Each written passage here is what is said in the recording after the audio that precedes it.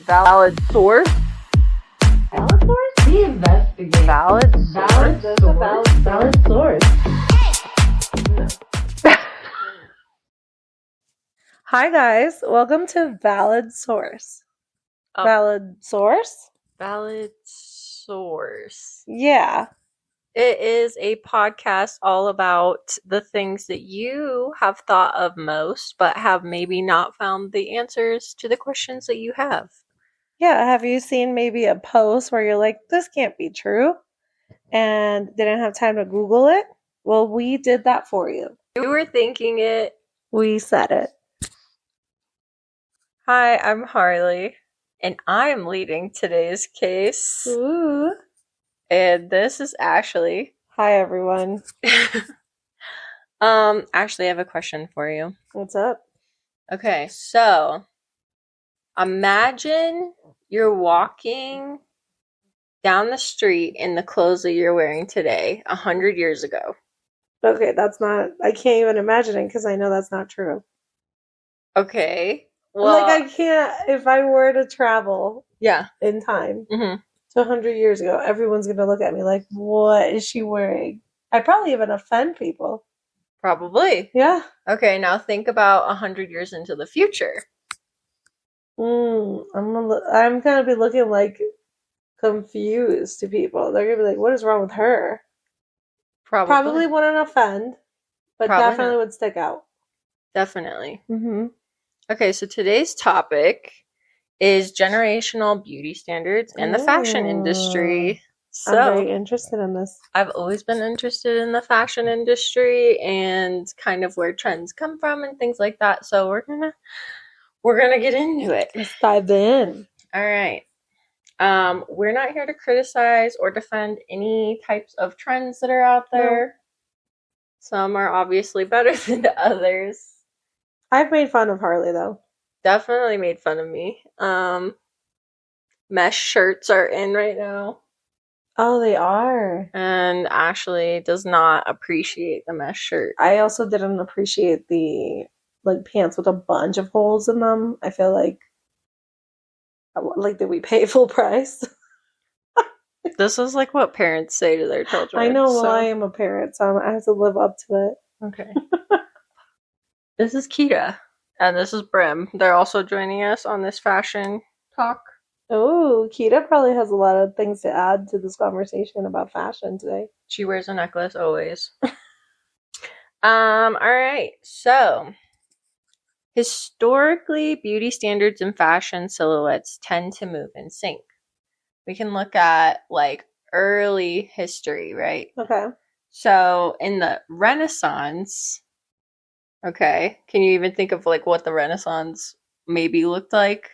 I'm thinking big dresses for the women. Uh-huh. And I can't really think of the men because I know I'm thinking maybe Bridgerton kind of styles. Yes. Okay, so this actually comes with social norms.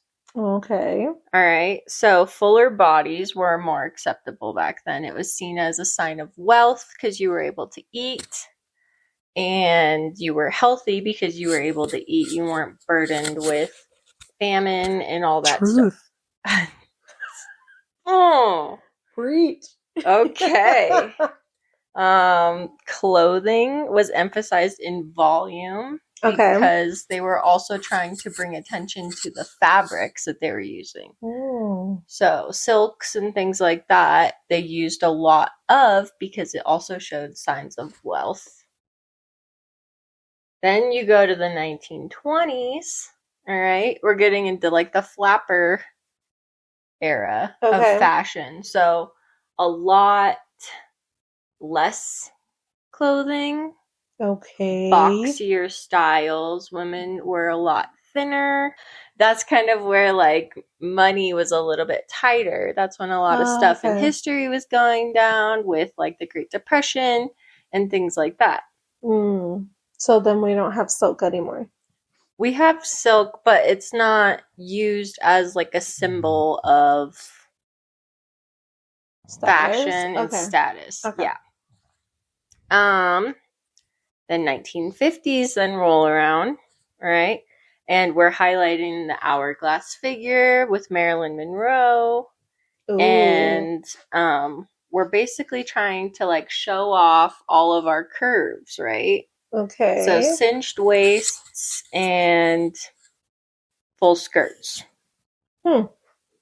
Very interesting. We're starting to see the Here's revolution. where we're getting to today, kind of. Yeah. We're starting to see the revolution of women. Women's rights are starting to come through. So we're wearing pants.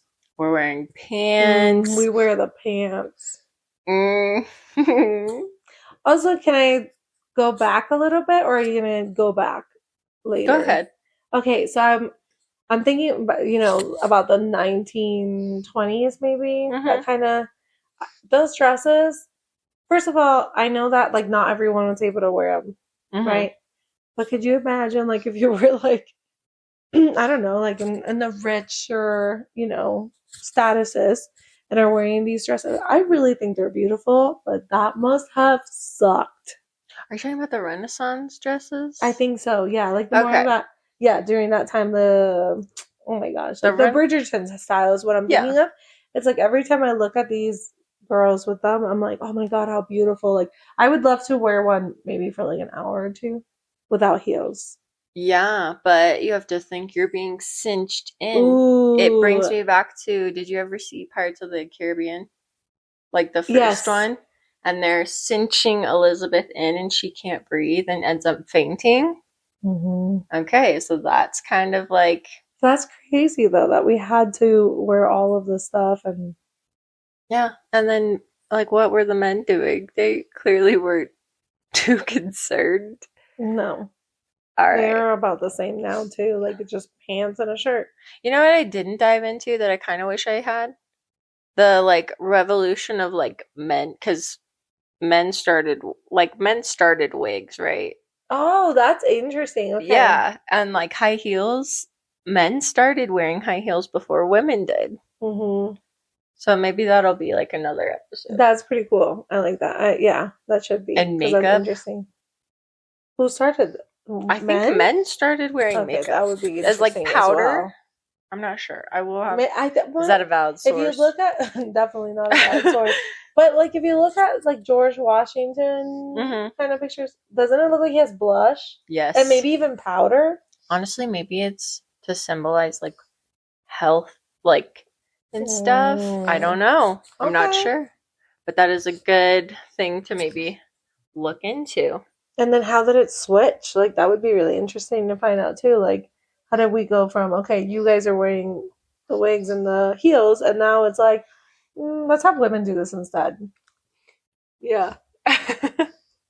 Okay, so the 1990s. This is around our era of clothing and status.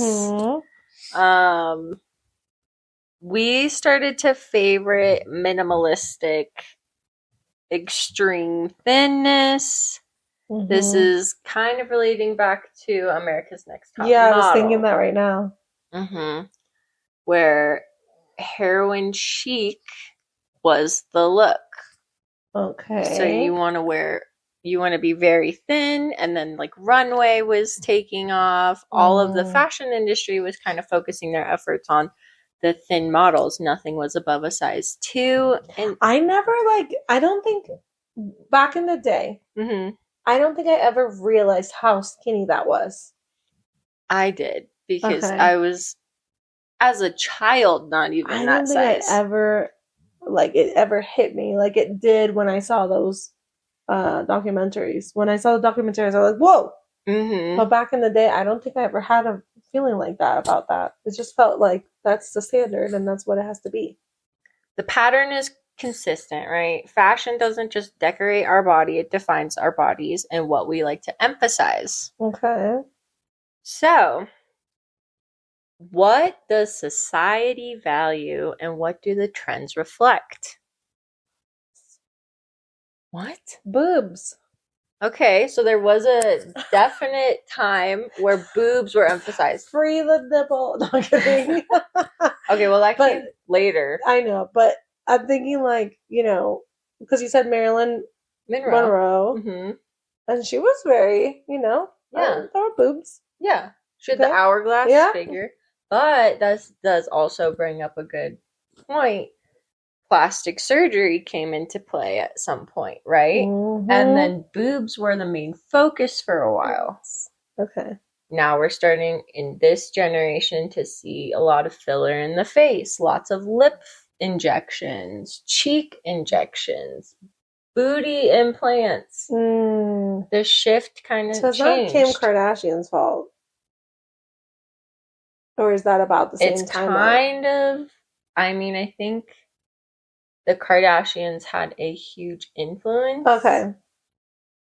Because they are so mainstream for everyone. Beauty and fashion often mirror cultural values. So even like if you were to look at someone from Africa and they wear those like necklaces that start to stretch their necks.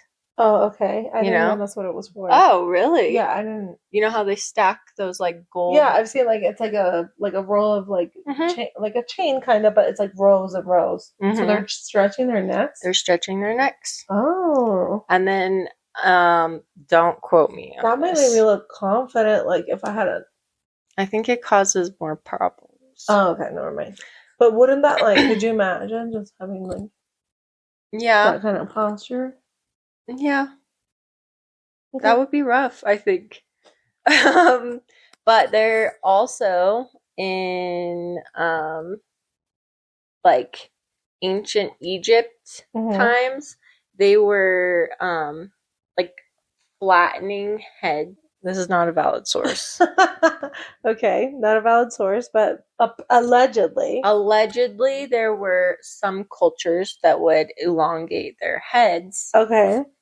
To symbolize like knowledge and stuff like that. Interesting. So they would. So we're pretty stupid right now because we're round. We're round, yeah. Okay. And then I do know in another Asian culture that they would cram their feet into tiny shoes. I was actually thinking of that as you were saying that. I remember doing a full report for school on how they would fold the toes. They break your feet multiple times. Oh my gosh. And then the smaller the foot, the better wife you are, which is insane to me. Yeah. These women can barely even walk. It's so sad. Yeah. So what is beauty? Yeah. Well, the standards change depending on the culture and values of the times. So, when wealth was shown through excess fabric and elaborate tailoring, larger silhouettes signified status. Then, when athleticism became very popular, people started wearing tighter fitting clothing. Kardashian era, everyone was in leggings. Ooh, I love that, like, athletic look. Is it called leisure wear or something like that? Okay, I love that look. I would do that at work if I could. Every day. So, yes, the trends kind of take shape on what is important to the people of the times. So, small pop culture moment. Okay. Devil Wears Prada, the movie. Have you seen it? Yep, I love this movie. Okay, me too. So there's a part where Miranda Priestley, which is Meryl Streep's character, confronts Andy, which is, the girl, right? Anne Hathaway. Yeah.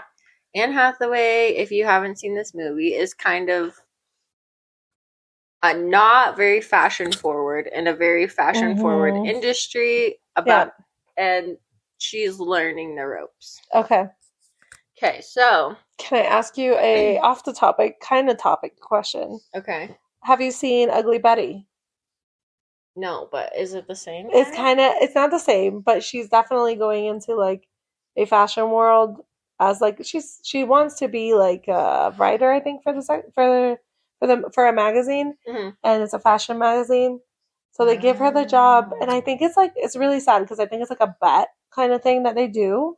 Wow. So then they give her the job, and of course she's like rude. She doesn't look the part.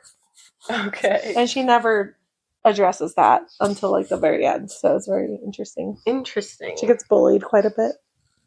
Wow.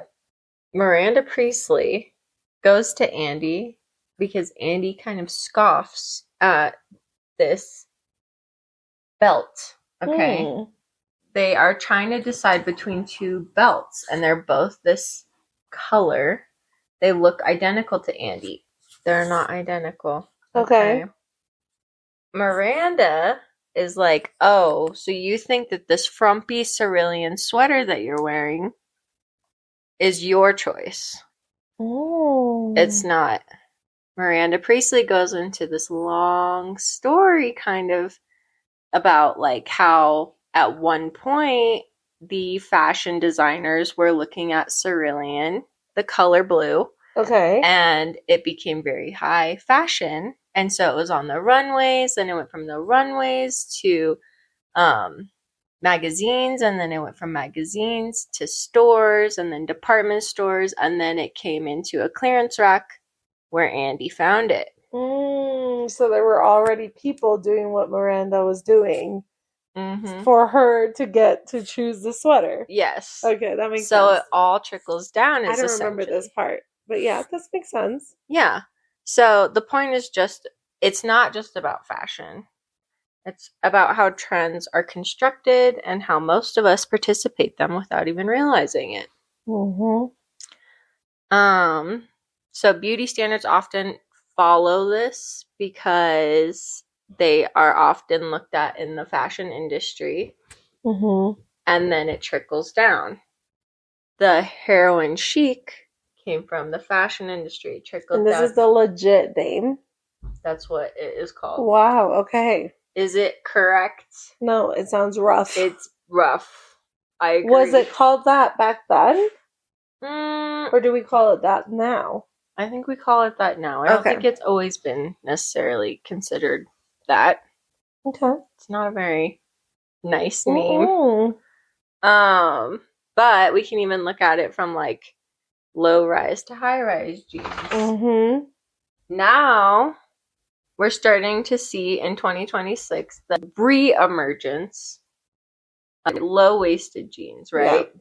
Low-waisted jeans were very prominent in the early 2000s when heroin chic was very popular. Yeah, I remember them. Like everybody would show that like bones like right under the belly button. Like that part like needed to be shown. Yeah, the hip. Thank you. I'm like, what the heck are we talking about? And then we even see it in makeup. So like natural makeup versus honestly, if you even see the 2016 trends that are going on right now, you know how everyone's kind of like looking back at 2016. Wasn't it like blue eyeshadow and like, right? And it was very glamorous. Yes, makeup. Like very blue. I remember like silvers. Lots of glitter, very high contrast. And like the eyeliners of different colors. And the lip liners. Like I don't even know if there was lip liner back then. Like, I think we kind of almost did a nude-ish lip. Oh, yes. There was a very pale look. Yeah. Yeah. We're not criticizing. I remember that. I didn't like it. But it's okay. But I also have, back to your cultural statement, I feel like my family, and I'm definitely blaming my grandma here, so she would be like, oh my god, you look so pale. You look like you're sick. You're dying. If I had, like, no lipstick on, she'd criticize it. So I remember my grandma would be very dramatic about this pale, sick look that I had. And she'd be like, oh my god, you need to put some lipstick on. And to this day, if I'm out without lipstick, I feel like I'm looking dead to everybody else. So I can't look at that without bias because my family ingrained in me you. Up. Yeah, they ingrained in you that pale lips is unacceptable. Yeah, like you're not okay. Interesting. Yeah. Okay.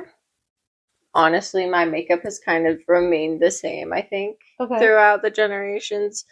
And there was a period of time where everyone was doing very natural looking makeup, where it looked effortless and you had like soap eyebrows. Okay, so you were soap eyebrows. Yes. What is that? You essentially took like a wax that was like soap, Okay.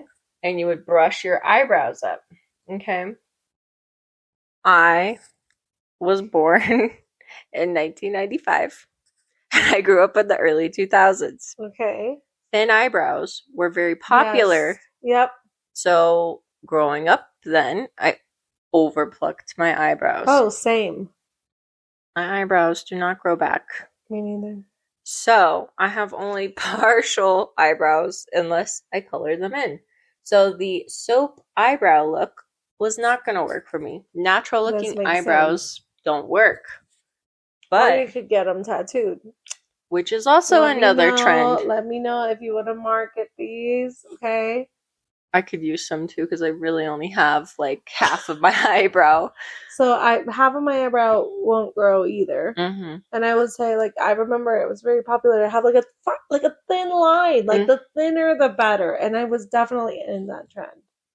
Honestly. And I thought I was looking good. Yeah. There was a point in time where like it was even better to shave your whole eyebrow off. I never did this. And draw the line. Yes. Mm-hmm. I remember this.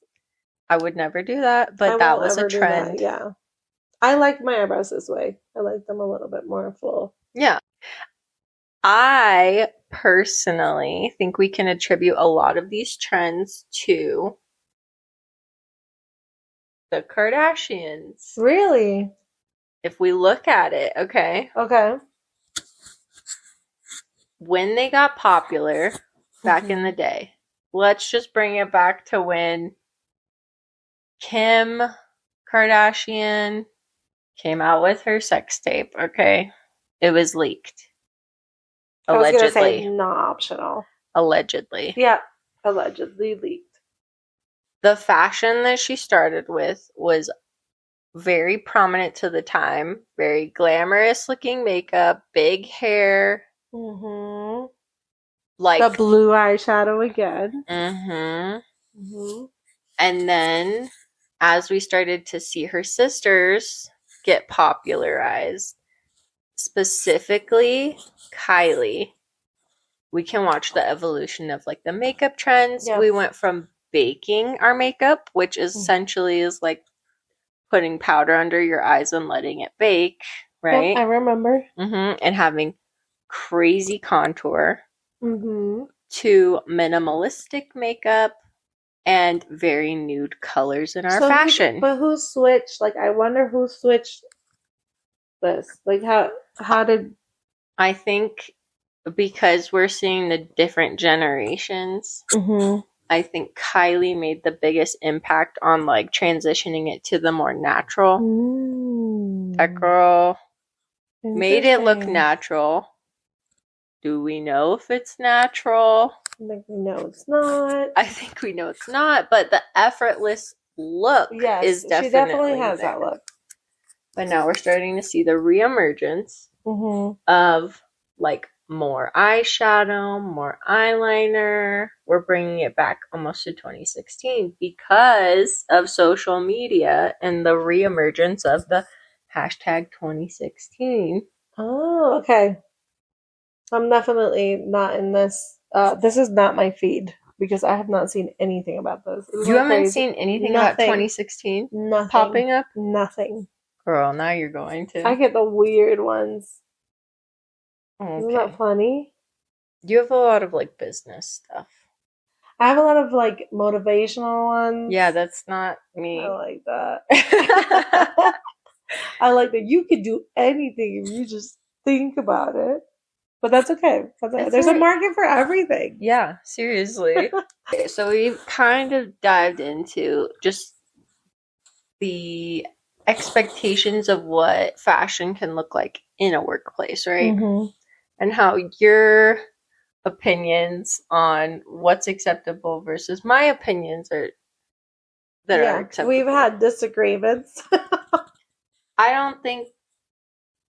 Anyway, it doesn't matter. I think it honestly comes with generational stuff so too. And culture, sometimes religion.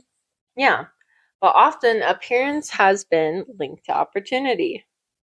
right? Mm-hmm. Yep. How you have been told, like, dress for the job you want. I agree. Yep. Okay. So professional environments sometimes equate polished looks to competence. Yes. Which we can see through some celebrities that doesn't necessarily need to be the case, but that's how we view it. And I've also I've been in workplaces where people have not. I don't want to say they don't dress well because they don't look. I honestly would be like, you're dressing casual. Yeah. But it's so casual that to others is like, this person doesn't care. Mm-hmm. And that's really sad because I don't think that's the message that person's trying to do. And I'm sure nobody's told them this to their face, but I do think that there is still a stigma. Yeah. And it's still a very common thought of all these people thinking like, oh, if you dress casual at work, then you're probably not wanting a bigger job, right? You're not, you don't look as polished. I don't think that's fair, but it's how it is. It's, I think, the generations too. Normally the people that are like at the top are kind of like older. Mm-hmm. So they probably already have this, cultural and generational thing in their minds. Mm-hmm. And then we even see tattoos becoming more prevalent. Oh, that's been a big, huge concern. That used to be a problem. Mm-hmm. And before dyed you hair. Get jobs. Yep. Mm-mm. They'd be like, you can't show. And people, I remember you had to wear sleeves to cover them. Well, yeah. Okay. I specifically remember when I got my nose pierced when I was 18. That was a problem. My dad was like, you're setting yourself up for failure. Like, people are going to judge you based on that. They're going to look at you and immediately notice it. I have literally changed my nose ring and no one even noticed that I had one until years later. Yeah, that's funny. So, laws like the Crown Act, have you heard of this? No. In the United States were passed to prevent, yes, the Crown Act was passed to prevent discrimination based on natural hairstyles. So I think this goes back to like... What? Yes. Why do we even need a thing for this? I didn't know hairstyles were protected. I think this comes down to like how acceptable having polished hair versus like natural hair. Oh, so this could get into like curly hair, African American like afros and people having. Okay, wow, that's crazy. Yes. Yeah. I didn't even know that it affected people like that. I didn't either. I wouldn't have. Well, But I will say, can I tell you something else that's kind of cultural? So like my curly hair was something that I was also kind of told for a while, like, oh, you want to have your hair straightened, you want to have like nice straight hair because of that polished look. Mm-hmm. But like I have naturally curly hair, and I feel like from family and maybe like external pressures, I kind of felt the need that maybe like curly doesn't look good. Mm-hmm. So I do feel a lot of pressure to go ahead and straighten it if I have like a job interview, or if I have or if I have like a big meeting, I'll be like, oh, I gotta straighten my hair because this isn't like. And this is the isn't that weird? Yeah, Ashley naturally has like curly-ish hair. Yeah, that's crazy. Yeah. Okay. See, I didn't think about that. I never would have thought about it because I have naturally straight hair. And you heard me today how worried I was. Mm-hmm. Because it's curly. I let it go. She felt like she looked crazy. Yes. Maybe, like, what? I've used that. I've also asked my boss before, like, do I look like a crazy Latina today? Because I'm worrying that it's, like, going to grow. Because it grows. This thing has a mind of its own. But today it behaved. It's, like, it looks nice. I'm actually camera ready today. Mm-hmm. But some days, it, like, poofs up. And then I'm like, I don't look professional. So, like, I shouldn't be here. It's kind of how I feel. Like, like, I look crazy. But I don't. It's natural. It's natural, and the perception. And there's laws protecting me. Sorry. The Crown Act, girl. Because you're wear that crown. Yes. Because I'm a queen. Okay, sorry. I'm done. So, I like knowing about this. Yeah, isn't that kind of fun? Yes. So even in like social media, okay, Mhm. have you seen all the filters that they have that Yeah. you can add to your face? Yep, like an Instagram and Mm-hmm. Snapchat. Snapchat started it. Okay, I have $1 million idea, which I probably shouldn't say on a podcast, but I'm not going to do this, so I might as well say it. Okay. Microsoft. So, Oh, do you know how gosh. sometimes we do like remote work? Yeah. Okay, we're not looking cute. We don't have makeup on. I think they have this. You think they have a filter for ladies? I I'm think sorry, for anyone. you could be anybody. It could be anybody. But you think they have a makeup filter? I think you could probably, if you did some research, I think you could find one. I bet you there's something out Okay, there. but I think Microsoft needs to add it to Teams. Yeah, that would help Like, me just out. be like, hey, it looks like you're working from home today. Want to turn on this filter? You're looking 'Cause a they little have- rough. They have the background, Yeah. which is cool. Like, I've been in space, I've been at the beach. Yeah. I love them. Love that we can cover, like, the mountain of laundry piling up on my bed. Mm-hmm. But if we could also, like, fix my face. But they have the blur filter. But it doesn't do what I need it to do. Like, it's not adding that lipstick that I need. Oh. If just a lipstick filter, and we can call it Ashley's filter. I need some eyelashes, so. There we go. So that's my $1 million idea.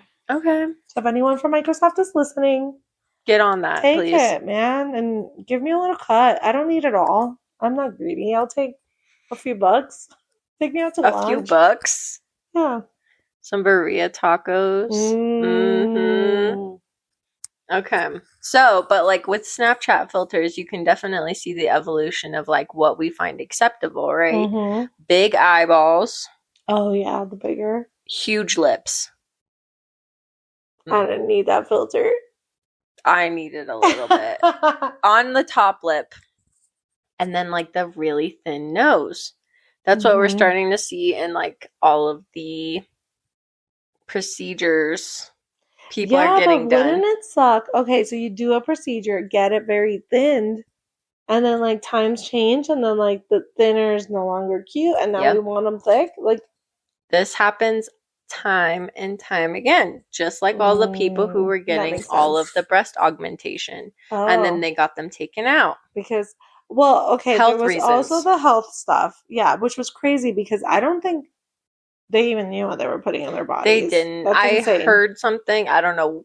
I don't remember where I heard this, but I heard that they were putting cement Oh, into people's bodies. I've heard that about booties, Mm-hmm. which is insane. Yeah. Okay. And those procedures have changed over time Yeah. too. Like, but I know this. I don't know a source for this. No, we're but not allegedly. breast augmentation, they used to place the bags like over the muscle. Oh, yep, I've heard this. Yep. And now they're placing them under the muscle to look more natural. Mm-hmm. So it's I've all. also heard like they can leak, and like Yeah. there's chemicals. You're supposed to these- get them redone every 10 years. Oh, but I don't think people do that. They don't, and that's why they leak. They wear down. That's crazy. It's Okay. crazy. I did not I know don't that. have any procedures done, so I don't know all of the information. I I'm also, got work done. No, I'm kidding. I haven't had any. but I'm sure there's more qualified people to be talking about this Yeah. than us. Mm-hmm. Just some things that we've think noticed. about. Yeah. Yeah. So this philosophy of what beauty is has translated into mental health. Okay. We're starting to see the effects that it has on the younger generations because of the mass Oh. media. And so we're starting to see only children using filters on their face anytime they post something, which is really sad. Yeah, that's not necessary. I'll be the first to admit that. Like, do I feel pretty if I don't have a filter on? Oh, Not I agree. Me neither. really. But beauty comes in what's popular in the scene. And I'll say, like, when I see a woman with that consistently does not wear makeup, I'm like, normally they look beautiful. Like I don't understand. Like, you know what I mean? Like Mhm. I would never be like, oh my God. No, they look beautiful. And I think, probably somebody might see us without makeup and be like, what's the fuzz? You guys are beautiful as well. Like, I think, Mhm. they look good. But it's like weird because like I feel like when I don't wear makeup, I'm like, oh, don't look at me. Don't look at me. Yes. Yeah. I have just recently started to feel like comfortable enough to go out in public without makeup, Oh, really? which is sad. I'm 30 years old, right? I only go to the grocery store or like a kid's basketball game without makeup. I do like Pilates Okay, without that makes makeup. sense. The gym makes sense. But even if I were to go to a high volume gym, not at freaking 5:30 in the morning, I probably would at least do my eyebrows. I Yeah. might do like mascara or Yep. something. Like a little something. Like I have gone to somewhere like that where it's like quick and I put like something underneath my eyes. Yep. I'll put a little bit of like not lipstick, but I'll do like tinted lip gloss. Like Yep. and then a little blush. Mhm. So yeah, that makes sense. So, what can we take away from all of this? Wait, can I say something really quick about the mental health part? Yep. Okay, so I am not a valid source on this, but I had heard that in Cuba they don't do advertisements. Okay. Okay, and that people in Cuba are more likely to like rank themselves high on like their looks Oh. because they don't have that body like Dysmorphia? expectation. Yeah, they don't have those expectations of like how you're supposed to look because there are no models showing, like what the Interesting. yeah. That might be like interesting to like research too, but I've heard that they're also like happier because of that because they don't have those like feelings already about like, oh, I don't look as good as I should. Interesting. Which is not easy. Like, No. it's not easy when you have like when you're like talking about like beauty standards. Mhm. If the beauty standard is like to be a size 2, and you can't be a size 2, that kind of stings a little. I'm talking for myself, Yeah, for sure. But I'm like I've been like, smaller sizes obviously, but I'm like I don't think I've ever been a size 2. I think when I was like 12. I don't understand fashion sizes as a female. Because like I'm like when I made the transition from like juniors clothing to like women's clothing, it's very different, right? So like a size 2 in women's clothing is not the same in juniors. And I really don't know what size I am. And I even had a business where I was making women's clothing and it's so confusing. I worked in the clothing industry for a little bit. And like even men had that situation because they would be like, well, if I go and buy slacks in this place and I'm like a size 32, but if I go to this place, I'm a 34 and then here I'm 36 and they'd be like, what's going on? And it's like, I remember they talk about this during training and they say that every company has their like average sizes. So like they pick how much they're going to like. Oh. So it's not really like everyone's the same. Okay. So the takeaway of this episode is beauty standards and fashion trends. Where do they come from? And are they cultural? Are they systematic? They change, they evolve, they reflect our values on what we prioritize. They shape the media and economics in ways that we can't even fathom. But they're not fixed. They'll always change. But it's like insane too, because I'm just kind of mind blown by this. I'm so glad. Okay, good. So we didn't plan the episode. Like she has a plan and she's like teaching me, but I'm here like mind blown. Like right now I'm just like, oh my gosh, like even the cultural stuff, right? I'm like, who decided this? And then it's like the amount of influence. Like I get it, we have influencers now, but there's screens in our face all the time. So I can understand that. But back in the day, how did we convince men to wear wigs, white wigs that are like, you know what I mean? Like, how did we even get to these moments? How did we do the foot thing where we're like, okay, you need tiny little feet. Let's start, doing this process. I don't want to describe it because it's rough. But it's like, let's go ahead and do this, and then let's have everybody. Like, I'm like, the amount of people that were impacted by these decisions. It's like, how did it get so popular? Yeah, I even Word heard. of mouth. Honestly, it has to be word of mouth. That's where like all of our stuff comes from. Yeah. That's mind blowing. This was really like it just opened a can of worms. It's a whole can of worms. But it's good. It's really good. They just keep coming. Yeah, and then you can't, right? Obviously, you need to make more money because of consumerism. Mm-hmm. So then it's like we need to keep changing the trend. Mm-hmm. So then who's up there like making the big decisions? Like you were talking about that movie, which is an amazing movie, by the way. I think they're coming out with a second one. I know, I heard that too. I'm really excited about it. Me too. But it's like, yeah, who's making all these decisions to be like, okay, well, they even have like the seasons, right? Like winter you wear these colors and fall these colors, and yeah, I specifically remember like last year I was on TikTok, dare I say, and they were like, there was a girl who was asking like, what are we wearing for winter shoes? And she's like, I don't want like snow boots, right? Mm-hmm. So she's like, what are we wearing? Mm-hmm. And people were saying like, oh, we're bringing back the low booty and also the over the knee boots. Oh, I love those. Me too, but it all comes back around. Every trend. It does. My mom has said that a lot. Mm-hmm.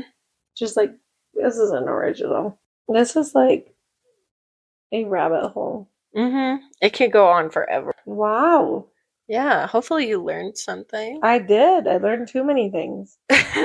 I'm digesting. I'm like, it's like uploading the data, still loading. Mm-hmm. Yeah, it's very interesting. Whether or not these are valid sources, debatable. We'll post some links. Yeah, but honestly, I just think it comes to show like what pop culture in our society has done. Yeah, it's very interesting. Yeah. Good job, Harley. Thank you. Yeah. I like it. I also dyed my hair black. Yeah. How was your week? Oh, wow. Yeah. It's been a lot. But everyone's going through a lot, so it's fine. Yeah. Some things put things into perspective. Yeah. I have a concert tomorrow. Ooh, I'm an avid concert goer. Oh, I'm sorry. It's not tomorrow. It's next Wednesday. Oh, that's sad. It just moved the whole week. Yeah. Okay, so but where are you going? Downtown Denver somewhere. I'm going to see In Her Own Words, which is a band, next week. Oh, you're going to see In Her Own Words? That's the band name, yeah. That's a really good name, actually. You have penguins on your socks. I do. You have pugs again. Yeah, that's kind of like the theme, I guess. I love that. Well, thank you for listening to me go on and on about the fashion industry. It was great. I really enjoyed learning about it. Good. It's honestly fascinating, and it's crazy to think just like how much culture and the times have like taken hold of fashion and what we think is beautiful. Yeah, exactly. And our perspectives. I love that. Good job. Thank you. All right. Well, you guys were thinking it. And we said it. Tune in next week for who knows what we got planned. Yeah, who knows? Adios. Valid source. Valid source.